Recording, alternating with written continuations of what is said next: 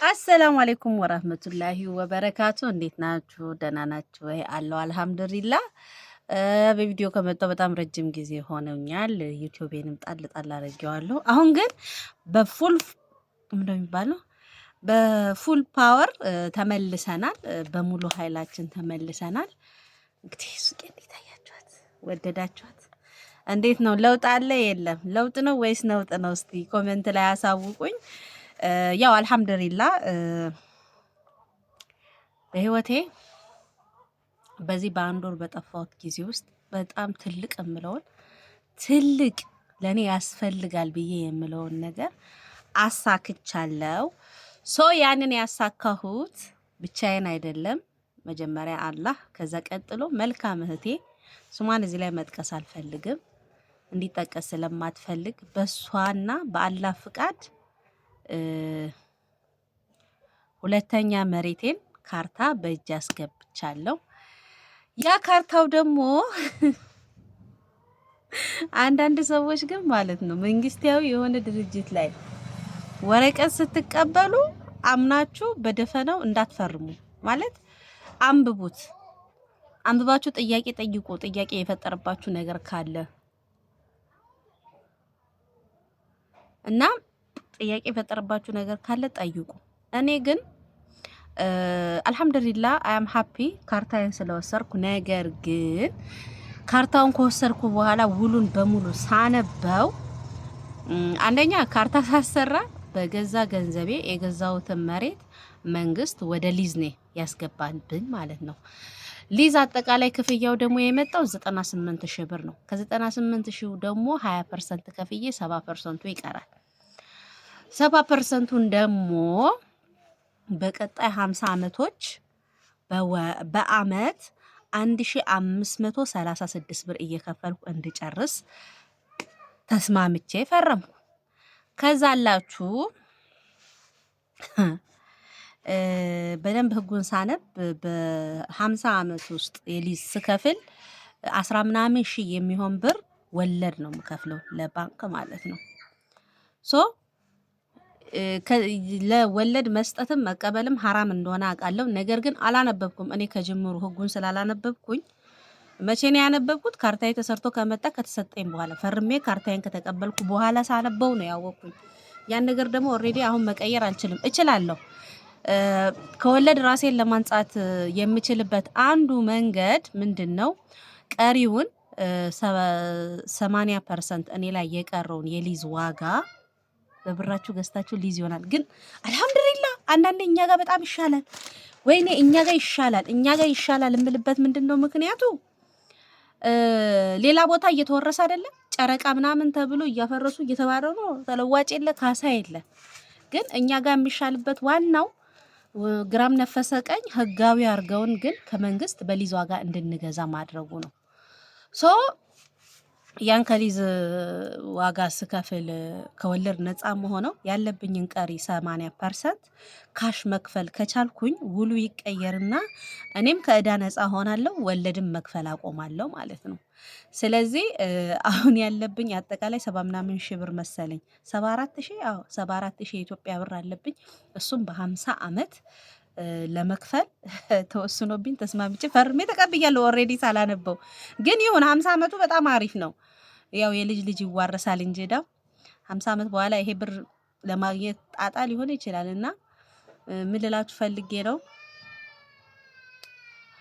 ሁለተኛውና ዋነኛው ነገር ደግሞ የሊዙ ህግ ላይ በጣም ምን ነው ባነበብኩ ያስባለኝ ምንድነው ግንባታውን ካርታውን ከተቀበልሽበት ቀን አንስቶ እስከ 21/16 ድረስ ገንብተሽ መጨረስ አለብሽ ይላል። ወይ የምልስጣችሁ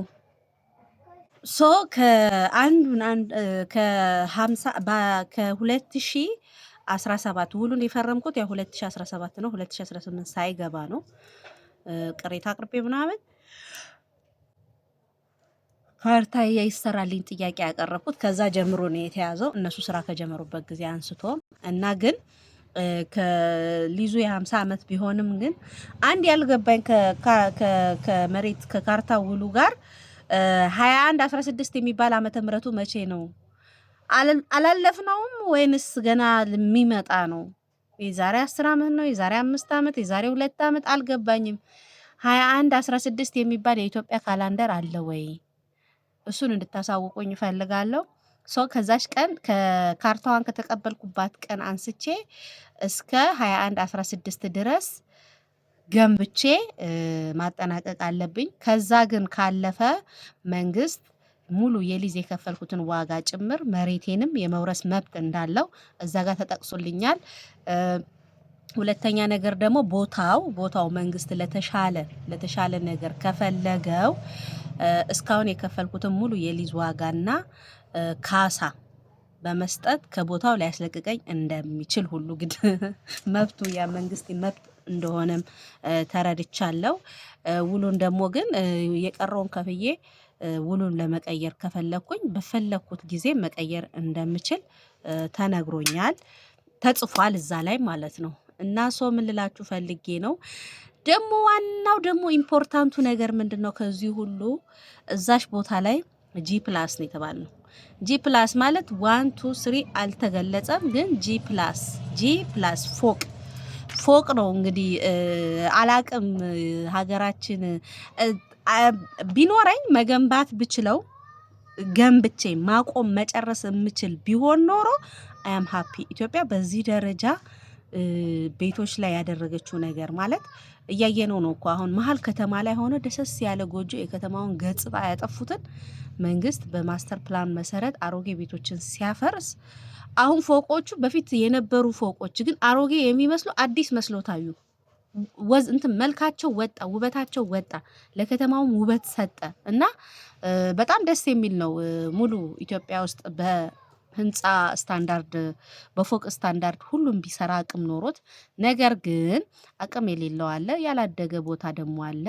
እስኪያድግ ደግሞ ቢያንስ ሰው በአቅሙ ሰርቶ እንዲኖር ቢፈቅዱ ጥሩ ነበር፣ ግን አይቻልም። ጂ ፕላስ ተብያለሁ ጋይስ።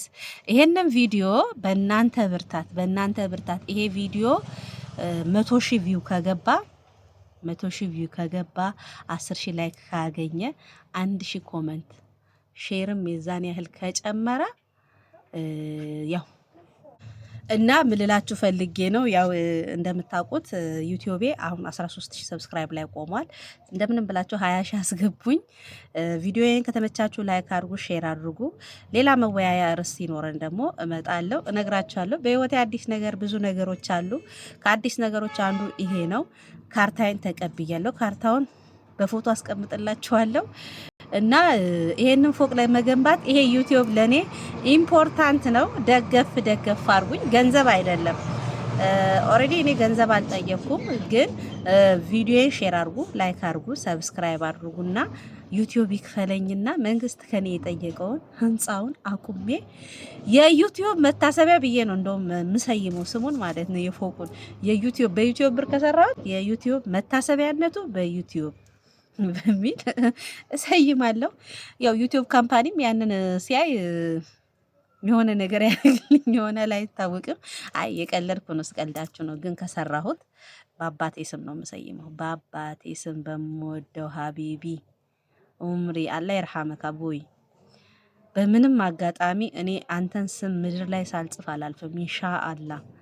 እና ቪዲዮ ከተመቻችሁ ላይክ አርጉ፣ ሼር አርጉ፣ ሰብስክራይብ ማድረግ እንዳትረሱ። ሁሉ ጊዜ የኔ ቪዲዮ እንዲደርሳችሁ ደግሞ የደወል ምልክቷን ተጫኑ። እወዳችኋለሁ።